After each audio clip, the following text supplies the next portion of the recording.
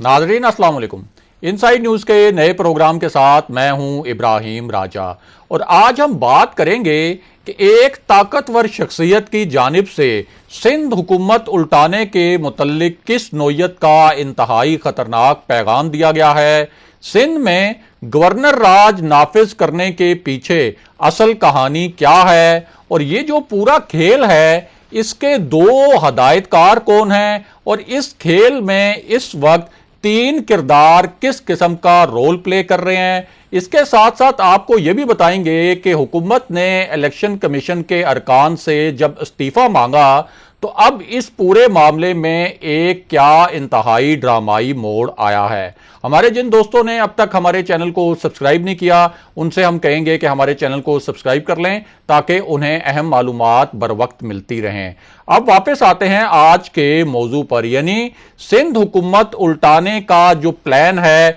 और इस हवाले से एक ताकतवर शख्सियत के पैगाम का मामला क्या है और ये जो गवर्नर राज है सिंध में नाफिज करने का मामला, इसके पीछे असल पुरस्कार कहानी क्या है। तो सबसे पहले आपको बताएं कि एक ऐसे वक्त में जब पीपल्स पार्टी ने रावलपिंडी की जानिब लॉन्ग मार्च से इनकार किया और साथ ही इस बात पर इनकार कर दिया कि वो GHQ के सामने अगर PDM धरना प्लान करती है तो वो उस धरने में शरीक नहीं होगी, यहां तक तो बात ठीक थी। लेकिन अब उसके बाद कुछ ऐसी इतलात मौसूल हो रही हैं कि पीपल्स पार्टी शायद इस बात पर राजी हो जाए कि रावलपिंडी की जानिब तो लॉन्ग मार्च में वो हिस्सा नहीं लेगी, लेकिन अगर ये लॉन्ग मार्च इस्लामाबाद की जानिब किया जाए और ये लॉन्ग मार्च अगर रेड जोन में ले जाया जाए तो उस पर पीपल्स पार्टी राजी हो सकती है, या फिर वो एक ऐसी सिचुएशन में जमीयत उलमा इस्लाम और नून लीग का साथ दे सकती है जिसके बारे में कहा जा रहा है कि JUI की जो झैली तंजीम है अंसारुल इस्लाम वो भी जाहिर है कि इस प्रपोज्ड इस मुजवजा लॉन्ग मार्च में हिस्सा लेगी, तो एक वायलेंस की और एक तशद्दुद की सूरत हाल पैदा हो सकती है रेड जोन में। इसके अलावा यह भी कहा जा रहा है कि पीपल्स पार्टी जो है वो एक ऐसा फार्मूला भी पेश कर सकती है PDM के सामने कि जिस तरह से उसने कौमी असेंबली में यूसुफ रजा गिलानी को एक सरप्राइज जीत दिलवाई और जाहिर है कि कौमी असेंबली ही किसी वजीर आजम के बरकरार रखने या उसे हटाने का फैसला करती है, तो वो एक ऐसा फार्मूला लेके आ सकती है PDM की बड़ी जमातों यानी JUI और नून लीग के सामने कि अगर वज़ीर आज़म इमरान खान के खिलाफ तहरीके अदम एतमाद लाई जाए तो वो गारंटी करेगी कि उसके जो नंबर हैं तहरीके अदम एतमाद के लिए वो पूरे हैं। और जिस तरह से पहले एक खरीदो फरोख्त हुई थी मुबैना तौर पर सेनेट के इलेक्शन में यानी यूसुफ रजा गिलानी और हफीज शेख के इलेक्शन में, इसी तरह की कुछ खरीदो फरोख्त की जाए, कुछ जोड़ तोड़ किया जाए और वज़ीर आज़म इमरान खान के खिलाफ तहरीके अदम एतमाद में नंबर पूरे किए जाएं। अब ये जो पूरी इतलात हैं, इन इतलात के तनाजुर में एक ताकतवर शख्सियत ने बहुत ही वाज़े तौर पर यह पैगाम दिया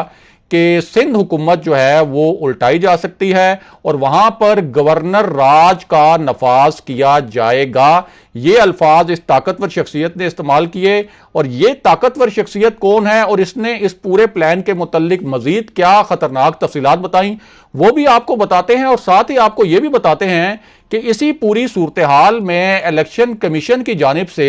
वज़ीर आज़म इमरान खान को क्या एक बहुत ही मानीखेज और खतरनाक जवाब दिया गया है। यानी वज़ीर आज़म इमरान खान ने जिस तरह से इलेक्शन कमीशन के अरकान पर अदम एतमाद का इजहार किया था और इलेक्शन कमीशन के किरदार पर सेनेट इलेक्शन के हवाले से और डस्का इलेक्शन के हवाले से जिस तरह से सवालात खड़े किए थे, और उसके बाद जब वफाकी वुज़रा ने इलेक्शन कमीशन के अरकान से इस्तीफे का मुतालबा किया तो अब इलेक्शन कमीशन में इस मामले पर एक बड़ा ही ज़बरदस्त और गर्मा गर्म किस्म का इजलास हुआ और उस इजलास में ये जो हुकूमती मुतालबा था कि इलेक्शन कमीशन के अरकान मुस्तफ़ी हों, उस मुतालबे पर गौर किया गया। अब इस इजलास में हुआ क्या? हुआ ये कि chief election commissioner Sikandar Sultan Raja, जिन्हें खुद हुकूमत की जानिब से चीफ इलेक्शन कमिश्नर के लिए یہ ان کا نام تجویز کیا گیا تھا، انہوں نے اس اجلاس کی صدارت کی، اور وہ جو وفاقی وزراء نے پریس کانفرنس کی تھی اس کی جو فوٹیج تھی اور اس کی پوری ویڈیو جو تھی وہ اس الیکشن کمیشن کے اجلاس میں ڈسکس ہوئی، کیونکہ الیکشن کمیشن نے وہ جو فوٹیج تھی وہ منگوائی بھی تھی، اور اس میں الیکشن کمیشن نے یہ جائزہ لیا کہ کس بنیاد پر حکومتی جو وزراء ہیں انہوں نے الیکشن کمیشن کے ارکان کے استعفے مانگے۔ اس کے بعد جب یہ اجلاس میں پورا معاملہ ڈسکس ہوا تو الیکشن کمیشن نے باضابطہ طور پر اس کا ایک جواب دیا، اور وہ جواب یہ تھا کہ الیکشن کمشنر یعنی چیف الیکشن کمشنر اور الیکشن کمیشن کا کوئی بھی رکن وزیر اعظم عمران خان یا ان کی جو حکومت ہے اور ان کے جو وفاقی وزراء ہیں ان کے مطالبے پر مستعفی نہیں ہوگا، اور وزیر اعظم اور وزراء نے جو بیانات دیے الیکشن کمیشن کے متعلق ان کا مناسب وقت پر جواب بھی دیا جائے گا، اور ڈسکا الیکشن کے اوپر جو ایک ہیرنگ چل رہی ہے الیکشن کمیشن کے فیصلے پر سپریم کورٹ میں، جب اس کا کوئی فیصلہ آئے گا تو اس کے بعد اپنا اگلا لائحہ عمل جو ہے وہ بتائے گا الیکشن کمیشن۔ اس کے علاوہ ایک اور بڑی معنی خیز بات بھی کی گئی اس اجلاس میں، اور وہ بات یہ تھی کہ اگر حکومت ہٹانا چاہتی ہے چیف الیکشن کمشنر کو، یا اگر وہ یہ چاہتی ہے کہ الیکشن کمیشن کے جو ارکان ہیں وہ استعفیٰ دیں، تو پھر وہ قانونی فورم پر جائیں، یعنی انہوں نے ایک طریقے سے چیلنج کیا کہ ہمارے خلاف صدارتی ریفرنس لے کر آپ آئیں اور جائیں آپ سپریم جوڈیشل کونسل میں، وہ سپریم جوڈیشل کونسل جہاں جو ہے سپریم کورٹ کے چیف جسٹس، سپریم کورٹ کے دو جو سب سے سینئر جج صاحبان اور ہائی کورٹس کے جو دو سب سے سینئر چیف جسٹس صاحبان ہوتے ہیں وہ سپریم جوڈیشل کونسل کے ممبر ہوتے ہیں، اور الیکشن کمیشن نے کہا کہ حکومت ہمارا معاملہ جو ہے اس قانونی فورم پر لے کر جائے۔ اب اسی تناظر میں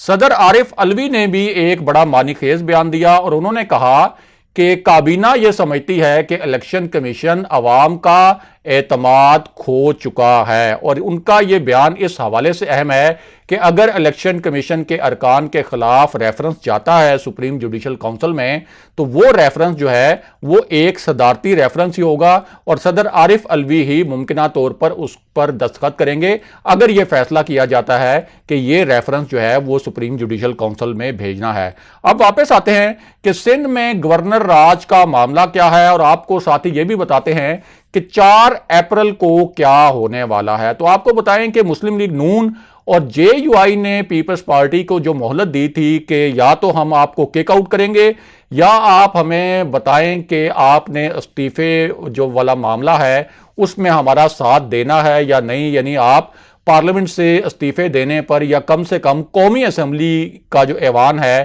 اس سے استعفیٰ دینے پر رضامند ہیں یا نہیں۔ اب اس سلسلے میں پیپلز پارٹی نے 4 اپریل کو اپنا سینٹرل ایگزیکٹو کمیٹی کا اجلاس بلایا ہے، اور اس اجلاس سے پہلے یہ جو بات ہے سندھ میں گورنر راج والی اور سندھ میں پیپلز پارٹی کی حکومت الٹانے والی، یہ بات کی گئی ہے، اور یہ بات بڑی معنی خیز ہے۔ یہ بات کس نے کی ہے وہ بھی آپ کو بتاتے ہیں۔ دوسری جانب آپ کو یہ بھی بتائیں کہ پیپلز پارٹی اور نون لیگ نے سینٹ کے اندر ایک دوسرے کے ساتھ اب باقاعدہ طور پر سینگ پھنسا لیے ہیں، اور وہ نمبر گیم جو پہلے جس کے بارے میں یہ کہا جا رہا تھا کہ ایک طرف حکومت کی نمبر گیم ہے سینٹ میں، ایک طرف پی ڈی ایم کی مشترکہ نمبر گیم ہے، اب وہ نمبر گیم پیپلز پارٹی اور نون لیگ کی نمبر گیم بن گئی ہے، اور یہ جو نمبر گیم ہے ایک دوسرے کے خلاف ہے۔ اور وہ معاملہ یہ ہے کہ پیپلز پارٹی نے اب یہ فیصلہ کر لیا ہے کہ وہ شہری رحمان کو سینٹ میں اپوزیشن لیڈر نامزد کرے گی، اور اے این پی اور بی این پی مینگل ان دونوں جماعتوں نے بھی پیپلز پارٹی کی حمایت کا فیصلہ کر لیا ہے۔ پیپلز پارٹی کے سینٹ میں 21 سینیٹرز ہیں اور اے این پی اور بی این پی مینگل کے 2 سینیٹرز ہیں، اس طرح ان کی تعداد بنتی ہے 25۔ دوسری جانب نون لیگ بھی بضد ہے، اور اس نے بھی آپ کہہ سکتے ہیں کہ اب سینگ پھنسا لیے ہیں کہ اپوزیشن لیڈر جو ہے سینٹ میں اسی کا ہوگا، اور اس وقت نون لیگ اور جے یو آئی کی جو نشستیں ہیں وہ بن رہی ہیں 23، اور نون لیگ یہ چاہتی ہے کہ اعظم تارڑ کو سینٹ میں اپوزیشن لیڈر بنایا جائے۔ اس حوالے سے جو چیئرمین سینٹ کا الیکشن تھا اس میں بھی ایک موڑ ہے، اور وہ موڑ یہ ہے کہ یوسف رضا گیلانی جب ایک ان کو ان ایکسپیکٹڈ پی ڈی ایم کے مطابق شکست ہوئی صادق سنجرانی کے مقابلے میں، حالانکہ انہیں معمولی سی عددی برتری بھی حاصل تھی۔ تو اب اس حوالے سے وہ جو مسترد شدہ ووٹ تھے وہ بہت اہم تھے، اور اس دن جو کیمروں والا معاملہ آیا سامنے اور اس کی جو ایک مبینہ سی سی ٹی وی فوٹیج ہو سکتی تھی کہ اس سے پچھلی رات کو سینٹ میں کیا ہوتا رہا، وہ بہت زیادہ اہم تھا۔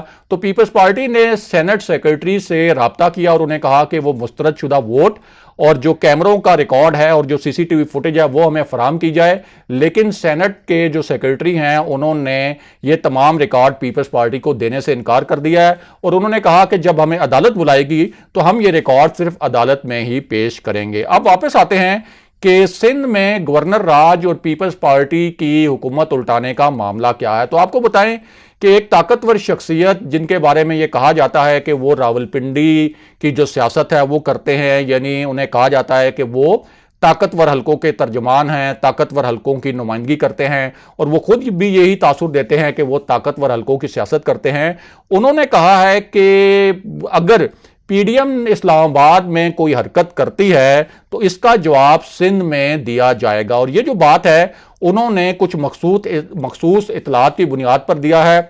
اور چونکہ یہ شخصیت